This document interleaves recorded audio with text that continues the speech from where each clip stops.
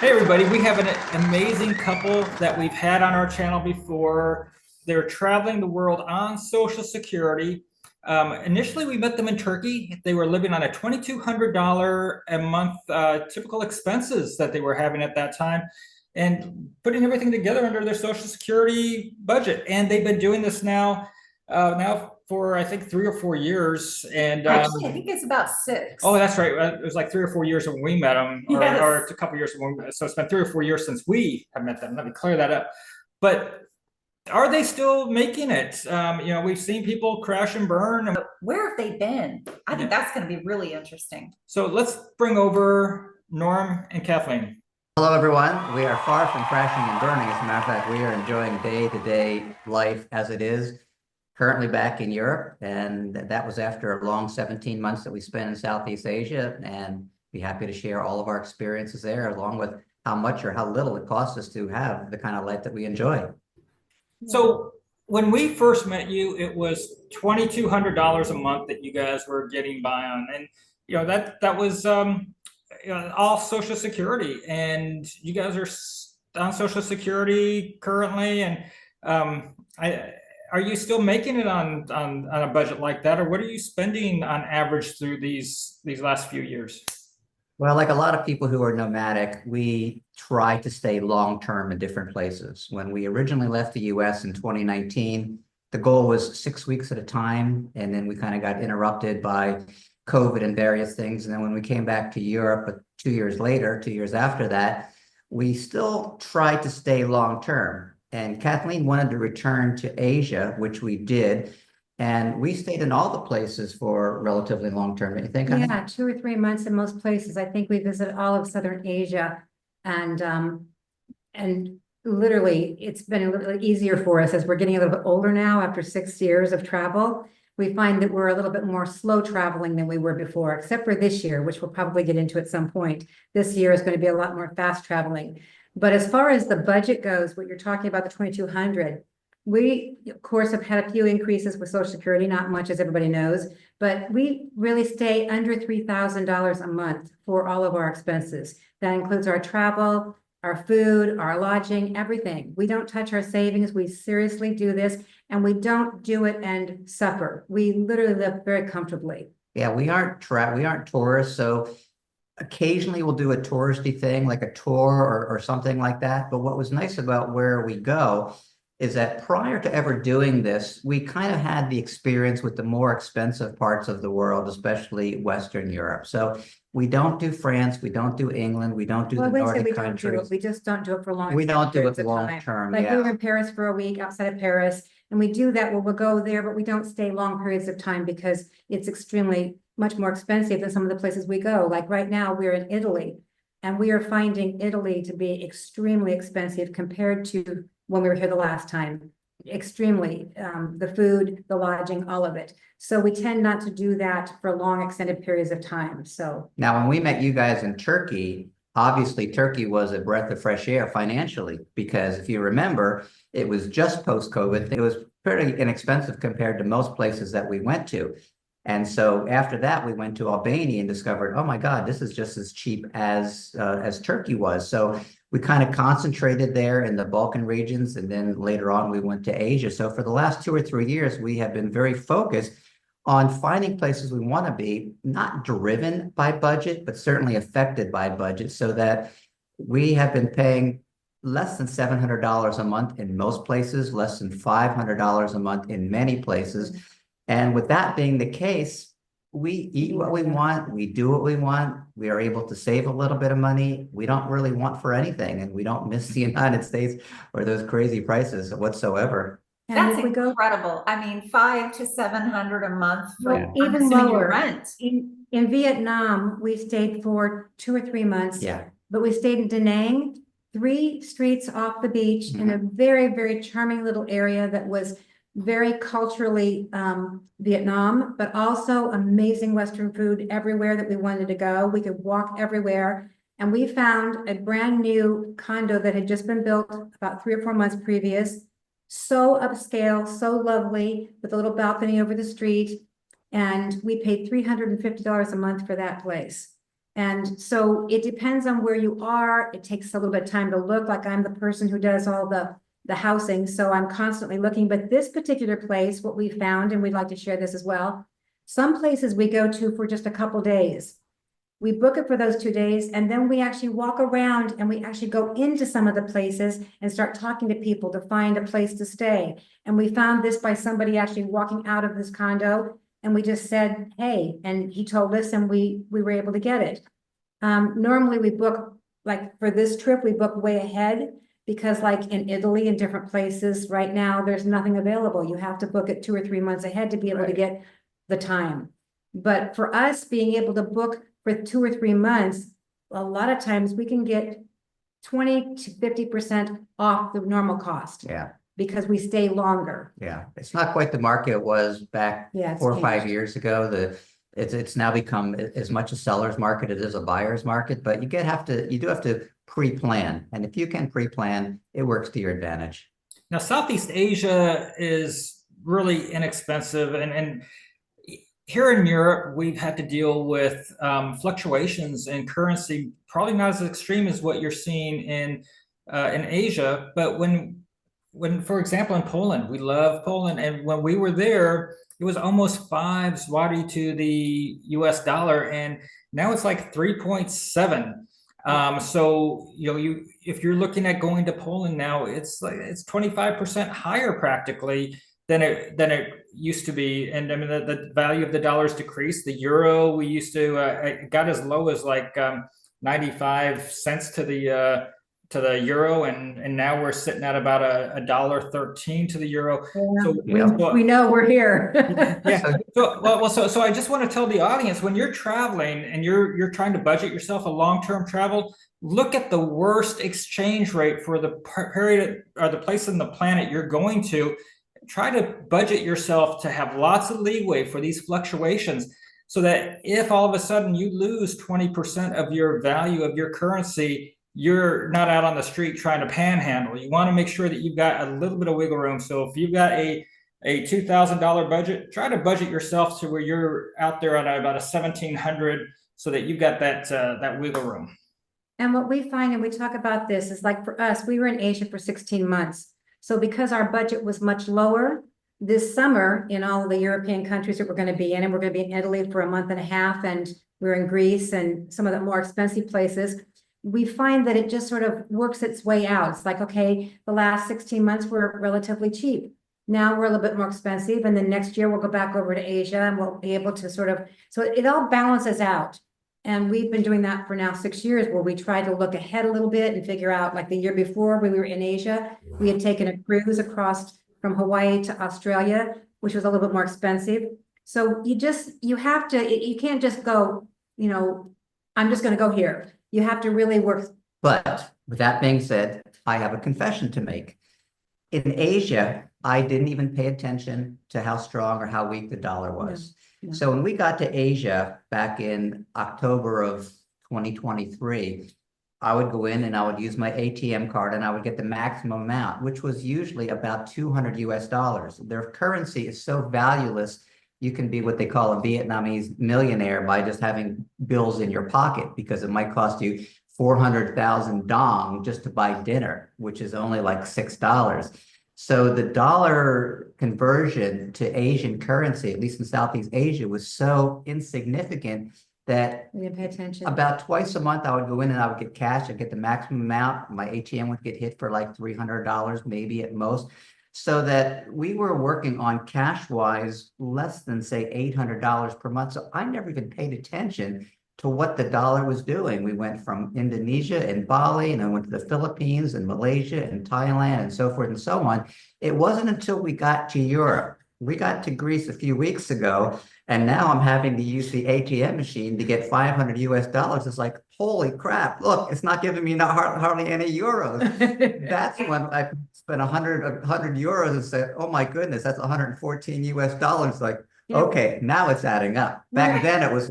I get you on that one. I wanted to ask, because as women, you and I, Kathleen, we are usually the ones that go grocery shopping for. I was about to say, I was just about to do that. I found Sicily personally very, very reasonable. But in comparison to Southeast Asia, what do you think with your fruits, your I'm vegetables? not sure why he shook his head yes, because it's not to me. It's extremely expensive at the grocery store. Less than the restaurants. The restaurants are ridiculous. We went to look for lunch yesterday and we could not find a meal for less than $22 Yeah. just for a lunch meal. So we have been going to the grocery store and buying, and I've been cooking here. But even at the grocery store, the cost of food to me is exorbitant because we're so spoiled. However, in Asia, what we found was interesting. If you went to the small little, I don't know what they call them over there. They're not the little stores, the little ones. You could find things reasonable. But if you went to the bigger grocery stores, they knew that there was a lot of expats and they would triple some of the cost. So to get we spent in, what was the last place? Cambodia. We were in Cambodia last before we came over here. And just to get a box of cereal was $7. Now, I don't know what it is in the States now or anyplace else, but that was like culture shock for a small box of cereal. Everything was just exorbitant. So we would leave there with like $85, where other places it was 25, and we were just like, but everything else was cheap. You could go so we ate out a lot because it was so much cheaper Yeah. to eat out. Yeah. And the food, of course, was amazing. So we didn't grocery shop and cook much. Yeah, we were in Cambodia for about 6 or 7 weeks, and if you shop with the expat shop, you're going to pay the price. A fortune. Yeah, but if you shop and get localized products or Southeast Asian products, it's really not too bad. Now, when we were in, as she said, over in the deeper parts of Southeast Asia, in Vietnam and Thailand and different places like that, the name brand things, the things that are imported from the US, those are pricey. And so it gets to the point of, as she said, eating out makes more sense. I like making breakfast at home for myself. And, you know, eggs are going to be cheap almost anywhere, certainly cheaper than the United States. And other products like that, produce and what have you, they're all localized, so they're not too expensive. So normally we eat twice a day, in the morning and at dinner, maybe an early dinner and everything. So when we would go out to dinner throughout most of Asia, our dinners were almost always less than $15. Both of us. Sometimes And less than sometimes 10. 10. Yeah. It's crazy. Yeah. And we're talking, in Cambodia, I got a plate with a fish that was huge. I don't know if you could see my hands, but a huge fish, vegetables and a salad. We'd have a drink, and both of us were like $12. It Yeah. was just insane what you could get. Amazing meals in Asia. That'd We're be very about 18 euros in Siracusa. Yeah. Well, I was gonna We say, we just had a nice little lunch yesterday, a chicken sandwich and a small pizza, and I had a bear here in Montenegro, and that ran us at 16 euros. So roughly about $18+. But it sounds like your meal was probably a bit more extravagant than Yeah. our basic lunch with the margarita Amazing. pizza, chicken Yeah. sandwich. and Well, beer. and this is why, as you guys have discovered, you focus on the less expensive parts of the world, Yeah. like the Balkans, anywhere from Slovenia down to Turkey. Those are going to be less expensive. And also the places that we're going to be visiting over the next couple of months. We're on a motorcycle trip for just under 5 months. And so we're staying for 3 weeks in one place and maybe a month in another place and 2 months in another place. And so when we have long-term stays, then it's nice to have a kitchen, because then you have options. You know, if we're only staying a small number of days, less than a week, It doesn't make It doesn't make sense sense to because you have to, like you probably know, you have to buy the condiments and you have to buy the other stuff. And by the time you have to get everything, it's more expensive than eating out. Yeah. And I have been on a no carb for about a month now. So it's made it really challenging because Italy is pizza, pasta, and pastries. Yeah. That's it. And nothing's open. Where we are right now has been almost like Spain. It's crazy. They close at noon and don't open till 7. So you can't find anything except Siesta. a pizza or gelato in the daytime. And we eat around 4:30 to 5 at the latest. So it's been very challenging, and that's why we're cooking at home. And it's great because it also does save us money. Instead of going out and spending $40 for dinner, we can do it on half that and probably have Yes, enough for another yeah. meal. Yeah. So, you know, it's kind of like if you're going to live nomadically, and obviously you've got thousands of followers, some are already living life on the road and so many are thinking about it and some of them are just dreaming about it. You have to adjust your budget to within the realities of where you're going. If you want to live in the big cities, you're going to pay the price, and you're probably not going to be cooking. You're going to have to eat out, and it's going to be expensive.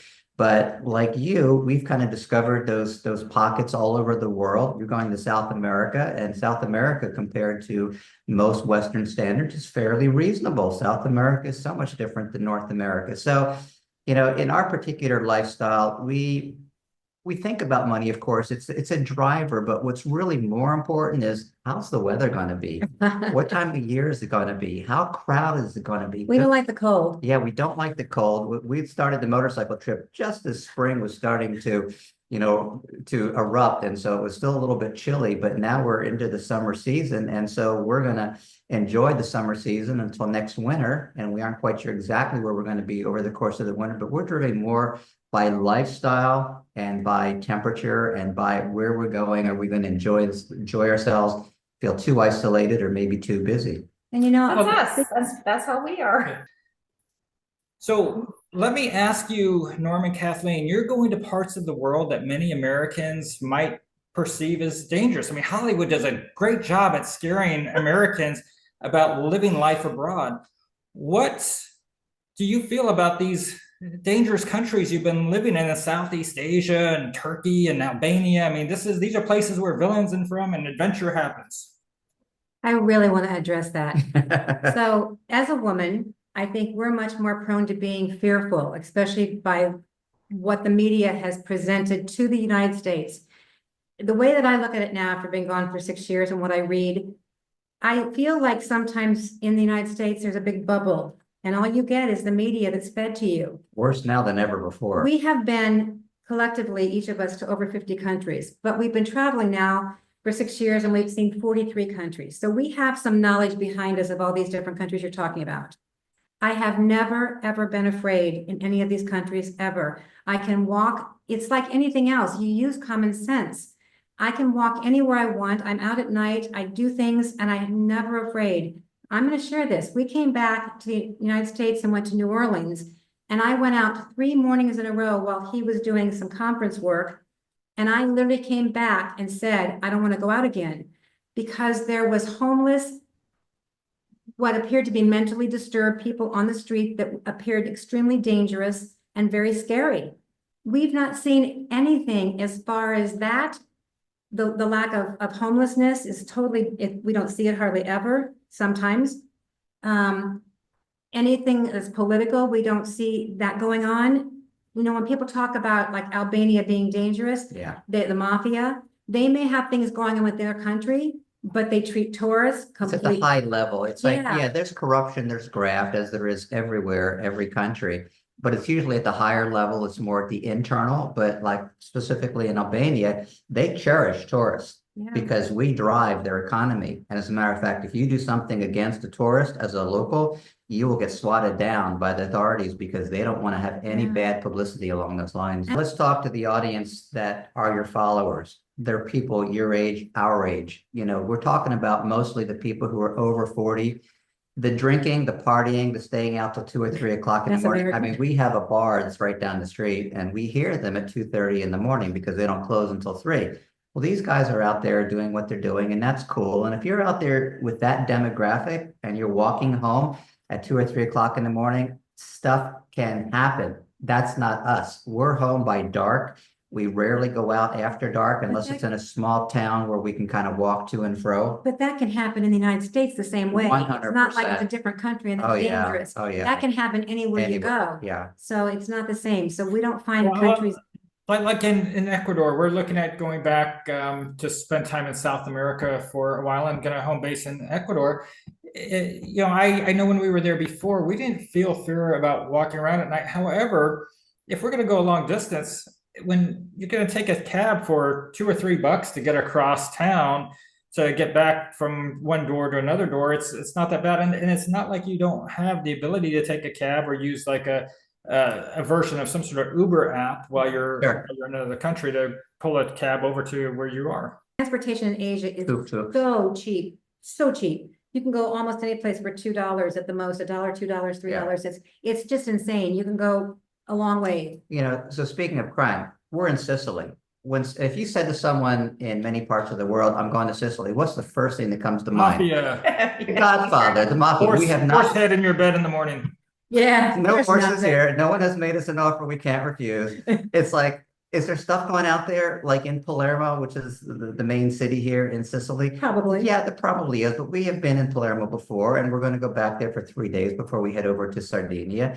And again, if we're out there walking down a dark street, then, shame Shame on on us. You don't read all the good news stories, but we run into travel angels and people who are lovely all the time and who help us out, help us if we're lost and, give us directions and what They have wanna know you. about us too. They want Yeah. to know about different things. They want to know where we come from and of course, we don't come from, we're not there anymore. So we just share our adventures, but they get excited. And that's what we want to share with everybody. I mean, I don't care what your age is, but of course, our demographic is older. And we want you to know that this is possible. Yeah. It's even more than just possible. Yeah. We do not have an unlimited financial, we really do live on our Social Security and have our savings on the side in case of emergencies. However, we live a comfortable life and we get to see everything. I think sometimes about our friends or our family, and I'm going to say this because I know my brother won't watch this, but my brother, God bless him, they just sit in their home and they get to go out periodically to go explore someplace, but they watch TV and they're just housebound and they love their life. I'm not, it's just so different. Sometimes we have to pinch ourselves because we can't believe We wake up and it's like, holy crap, we're in Italy. Yeah. It's like, what? How did this happen? And when people say we're lucky, we're like, this isn't luck. Yeah. These are choices that we made. We chose to give up our home. We chose to give up our car. We chose to give up the luxuries of being a tourist where you go to nice hotels and you stay in these beautiful places. We live our life. We're in a 2-bedroom, 2-bath apartment right now that's very basic, very simple. Paying $50 a night, which is more than normal, but we're staying for 9 days, so it's a little bit more per night than most places. Plus, we're in Italy, And we're right by the beach. Yep, we've got the little fruit stand out below us and the coffee shops, and it's just a very fun place. But we want people to know, if you choose to make those decisions to do this, it is not that difficult. Yeah. It just takes some time to learn to let go of what you think is important. The day we left the United States, February 17th of 2019, I started a blog. And I had 3 missions. One is to show that you're not too old. I was 64, she was 65. I had not had a lot of international experience in traveling. She had more than I.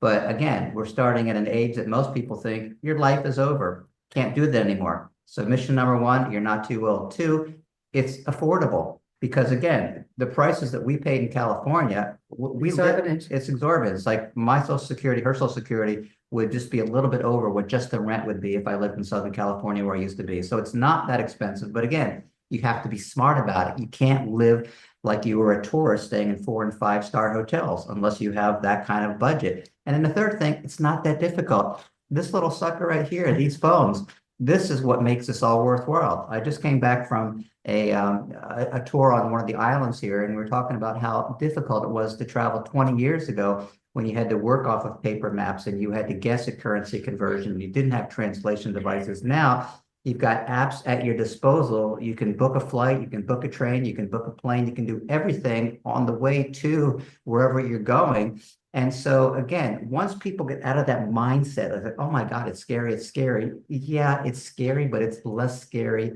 the more you do it. So medical is a big deal for a lot of people when they're traveling, especially when we're looking at people on Social Security. You guys are typically older. We're getting older. Medical care is important.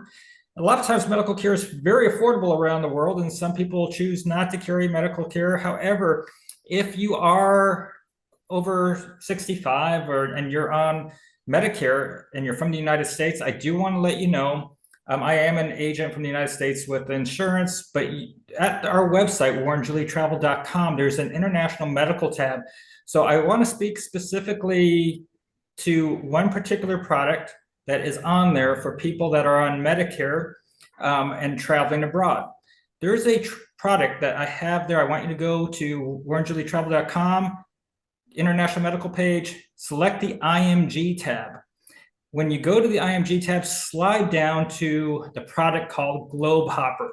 If you have Medicare Part A, Part B, and a supplement, or a Medicare Advantage plan, you can sign up for the Globe Hopper plan if you're over age 65.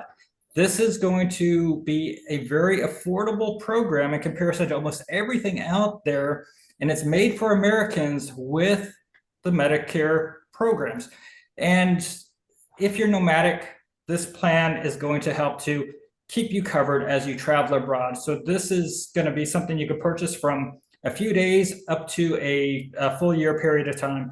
And it's the most popular program I have for seniors on Social Security and Medicare. And again, you are required to have Medicare to have this program. If you don't have Medicare, go ahead and send me an email at warrenjulietravel@gmail.com, and I'll find the appropriate plan for you that will be the best fit. But I want to make sure you know that.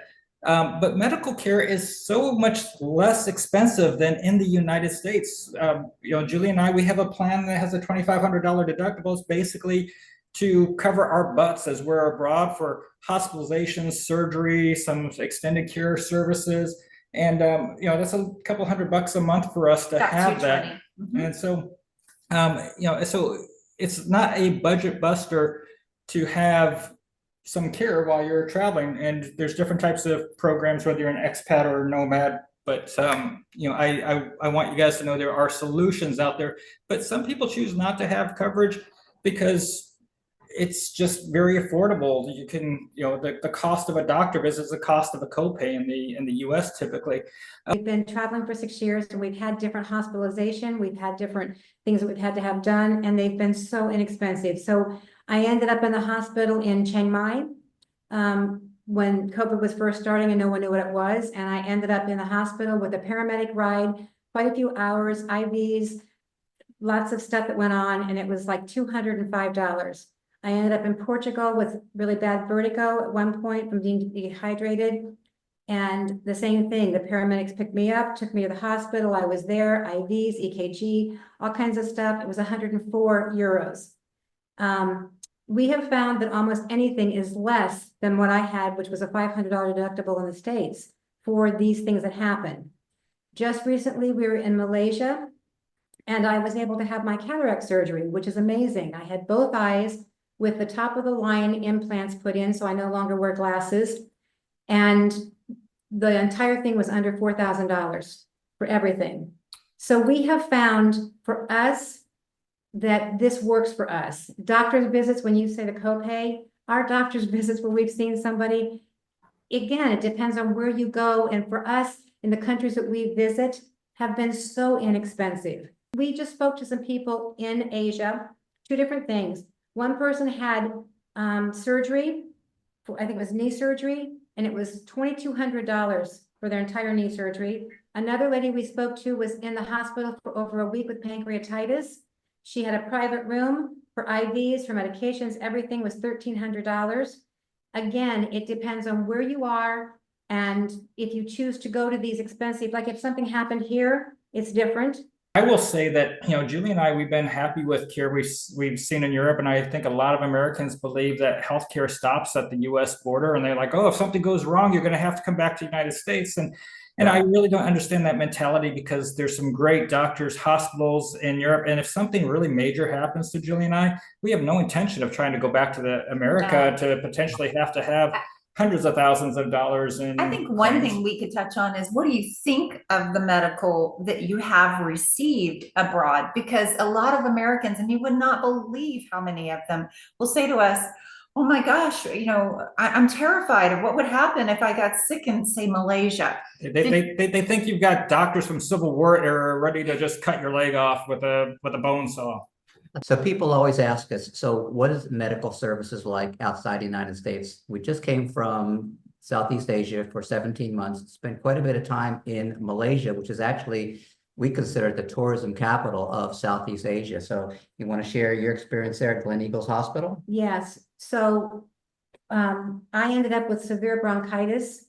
Again, all these things happened over 6 years. I'm really pretty healthy, but I got a really bad case of bronchitis, and I ended up in the emergency room, and we had nebulizer treatments and chest x-rays and just a number of different things. I was there for quite some time. The care was amazing. The doctors were so kind and so caring. It was just phenomenal, just phenomenal. And I think it was 200, It's $400. it was $400 for everything. Yeah. What was really amazing about Malaysia, and that's funny, you would say Malaysia, people are afraid. They have some of the best medical. People go there to have medical tests done. We Right. both had complete physicals, complete. We're talking EKGs, pardon me, complete scans. body scans, treadmill test, complete blood work with 5 Blood markers. blood cancer markers for cancer markers. You name it, we had it done, and it was all for $499 for Yeah. each of us. That's And that lower was- than Turkey. Yeah, I was gonna say, And that our was- turkey was more expensive. I had a little bit of a heart scare in Malaysia. And so I went in with a complete series of heart tests. At an actual heart clinic with a top of the line heart doctor. We spent an entire day in the clinic from 9 o'clock in the morning till 6 o'clock at night. Did a 360-degree full color scan of my heart. Did With all the dye, with the angiograph, yep. all the internal organs, the whole thing. And so when I sat there in the morning, they told me how much it was going to be, and I cringed because I said, oh my goodness, that's more than I've ever spent on any medical services in all the times of our travel. It was just under $900. But when I amortize that out over the course of time, over the course of 1 year, that's nothing. That's nothing. And to walk away and find out that basically shape. I have no sign of arteriosclerosis, I have no this. It's just that because of age, because of hereditary, because of sleep Yes, blood apnea, pressure. because of a lot of things, my blood pressure just is a little sporadic. So I adjust it with meds. And neither one of us are huge fans of medication, but you do what you have to do, grudgingly or not, because we have to keep our bodies in tune and we just live healthy lifestyles. We have found that you can walk into almost any pharmacy, and ask for the medication, and they will give it to you without a prescription. Yeah. And if there's even a hesitancy, we just carry the pictures of whatever we may take, which is hardly anything, and show them, and they're more than willing to give us the medication without a prescription. This has been every country we've been in. We have not found a problem to get his blood pressure medication or his cholesterol medication or whatever it may be. It's always available. Let's talk about how they can talk to other people. We have our Facebook community that has now just bounced up to 15,000 plus members. So if you want to go to Expat Slow Travel Nomad Network by Warren and Julie on Facebook, there's a lot of other nomads and expats, many of them seniors that are just planning to move abroad. They're in that planning stage. Many that have moved abroad, they're sharing stories, they're comparing notes. So if you want to be part of a community and prepare yourself and learn from it, not only look at our videos that we have on our YouTube channel, of course, but go and join our Facebook group. But Norm, you have your own way of educating people. You've got a blog, travelyounger.com. Is that correct? Yeah, so I started travelyounger.com the day we left the United States. I think I've done just under 300 blogs in that time. Spun that off into a couple of books, including the one that's out there right now, which is called Nomadic Life for All Ages. And I can send you a link if you want. And really, it's about sharing our experiences, because here's the thing, you can speculate on what to do and how to do, but when you read about how other people are doing it and have done it, it saves so much time. And that's the beauty of what you guys do video-wise, because they're learning from you. They're learning from the people you interview, whether it be us and others. They're learning from the people who interact, on your Facebook page. And it's like there's virtually nothing new under the sun. There's no new questions. There only are unanswered questions to the people who've never asked before. And so travelyounger.com, my Facebook page is under Travel Younger. They can follow me personally on Facebook or travelyounger.com under blogs. And really what I do is I kind of share what goes on. If we're not traveling, it's just, there's not much going on. But as we're in the course of traveling, it's sharing our experiences in Greece that we just finished, and sharing our experiences in Italy that we're in right now, and Sardinia where we're going, and back to the Balkans. And it's really about, this is what we're doing. Very personal. It's been amazing to talk to you again. Don't forget, Norm's got his blog. It's travelyounger.com. Don't forget our Facebook group, Expat Slow Travel Nomad Network. And we actually also have an Instagram that we don't do a whole lot with, is not like with the other stuff, but we're going to try to get more active. And that's Warren and Julie Travel With Us, or just look us up there. And also YouTube, don't forget to subscribe here. Give this video a like. share it with somebody that might find it inspirational. And we hope that you're going to join us on your journey and join us on our journey. And until next time, have a great day, everybody. Bye-bye. Ciao. Ciao. Now.